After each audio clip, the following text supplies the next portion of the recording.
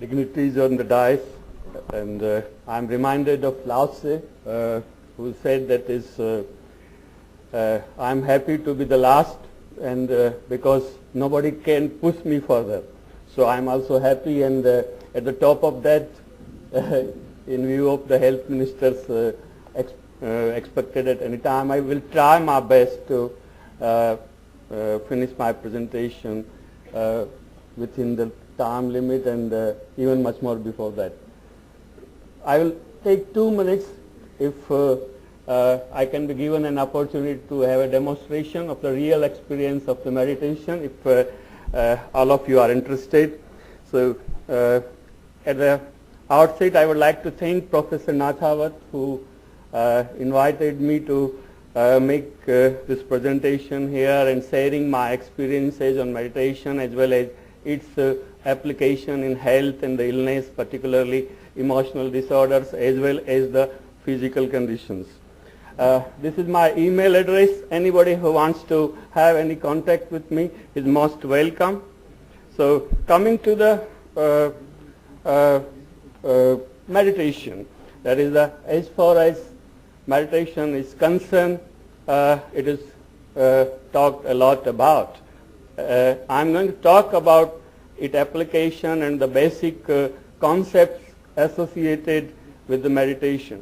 As far as India is concerned, it has made many contributions to the human civilization, and particularly there are 3 aims which are important. First aim is the mathematics, which is pure science, and the second contribution is the music, which is pure art, and the third one is the meditation, which is the pure spirituality free from any dogmas. And perhaps the meditation is the oldest relaxation procedure, because in the day-to-day clinical practice, and particularly in the field of behavioral medicine, we do practice different techniques of the relaxation. So meditation appears to be the most ancient meditative techniques. In last 4 decades, we have seen considerable attention to the meditation and various practices associated with that, and there has been efforts to study the meditation and its application in health as well as in the illness, and it has been used itself as a therapy, as a relapse prevention, and also as a psychotherapy itself, and in both the emotional and the physical conditions. So now coming to what is the meditation. This particular slide shows the operational definition of the meditation, which talks about the family of mental exercises which involve calmly limiting thought and the attention. So, but meditation is not an effort against the mind. It is an effortless effort, because when you are meditating, it is a state of being. That is, it is the way of understanding the mind. I mean, that is, it is not doing, it is rather non-doing. So to say that is, I am doing meditation would be not correct. It is to be in a meditative state. So as one understands the working of mind, a great awareness aware. So that is, the awareness is the outcome of the meditation, and that is the major aim of the meditation. So meditation is not control, like controlling emotions, controlling thoughts. No, it is awareness, whatever is happening within yourself and around you, to observe that with a non-judgmental, let-go attitude is the meditation. So, in a simple way, meditation is nothing but attention without tension. So whenever you are attentive and if you are not tense, you are aware, you are mindful. So there are more than 100 methods of meditation. Vigyan Bhairav Tantra, in which Shiva tells about 112 different techniques of the meditation to the Parvati.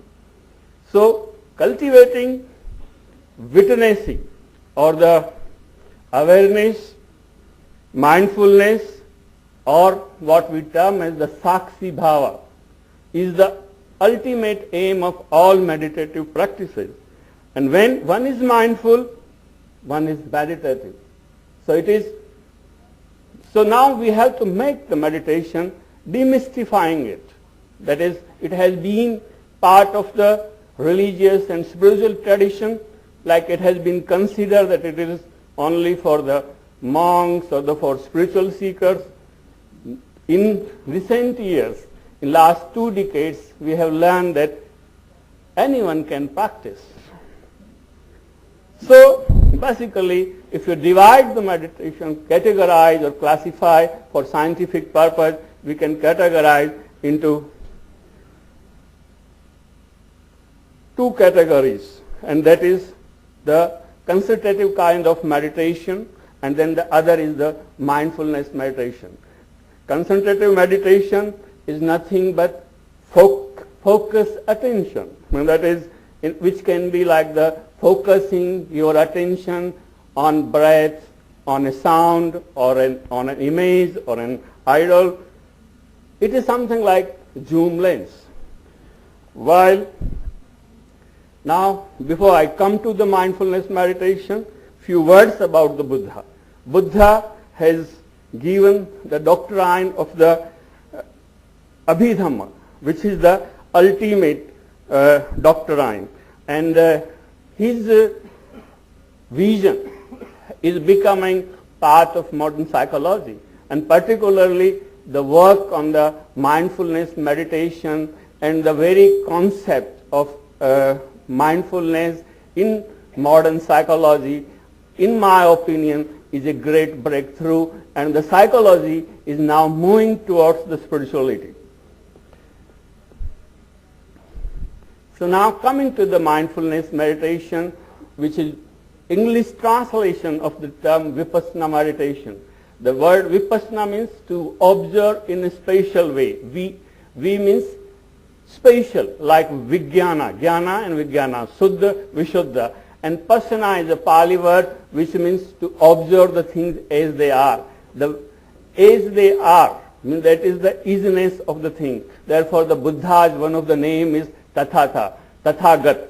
So one who sees the things as they are is in the contact with the reality, and to be one with the reality brings the happiness, because it brings you to one with the whole. So when one is one with the whole, then you are happy, and happiness happens.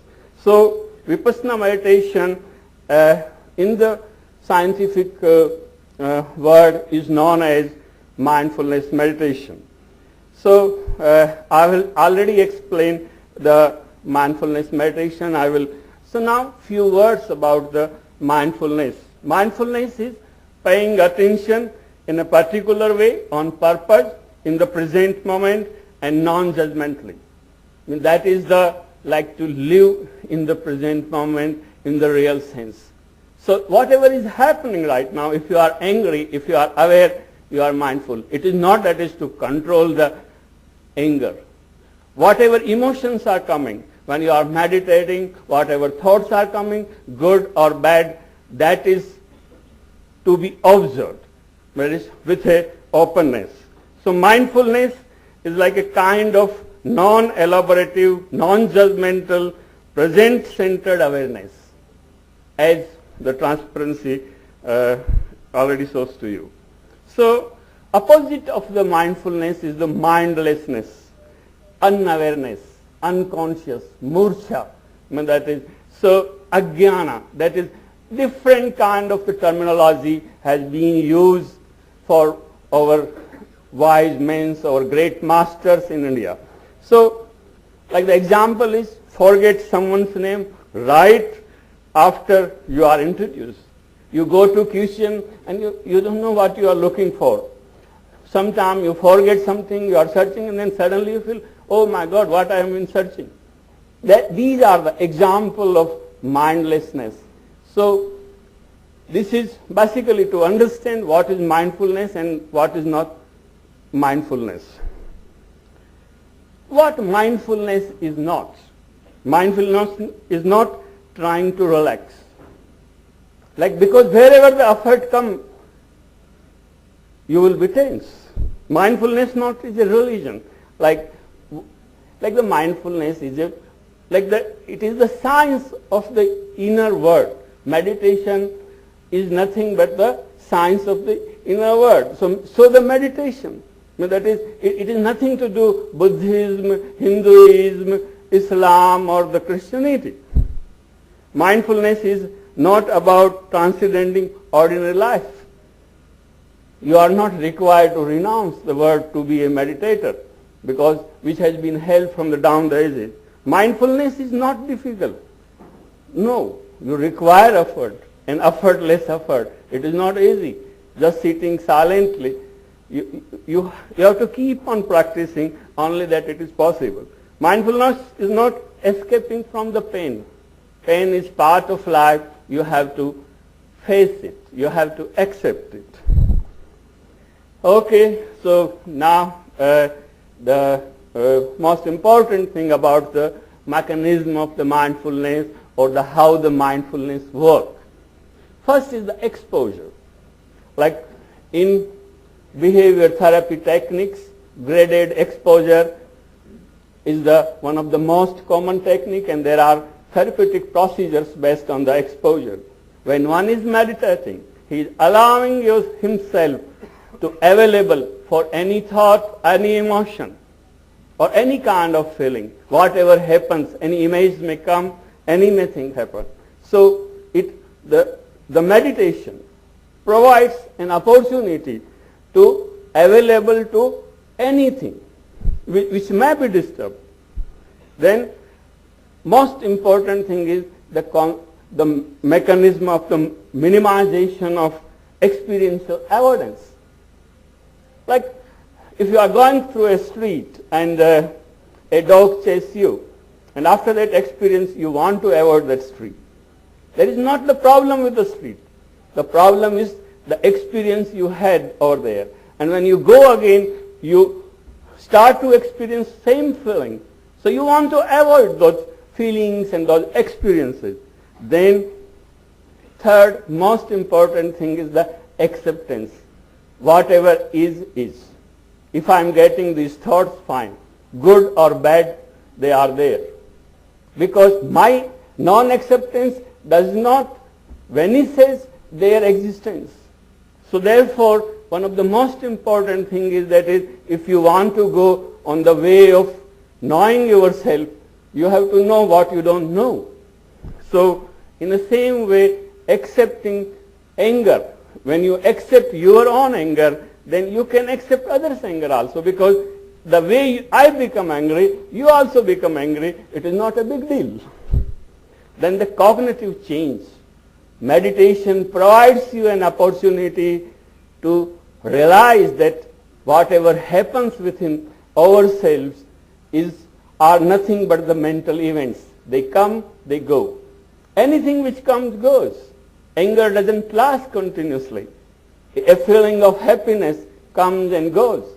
So there are different moods, different feelings. So you come to know the very concept of impermanence. Nothing is except the change. Nothing is permanent. Savve sahar anizza. That is the Buddha's basic concept. And that is the realization occur when one meditates.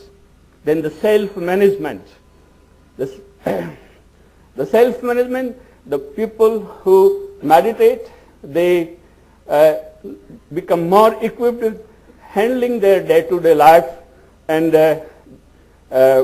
they are able to deal and handle their life challenges. Relaxation. That is not aim of the meditation, but it do occur, and a lot of the studies have contributed for that one. I don't have time. I'm very sorry. So I will conclude here. Thank you very much.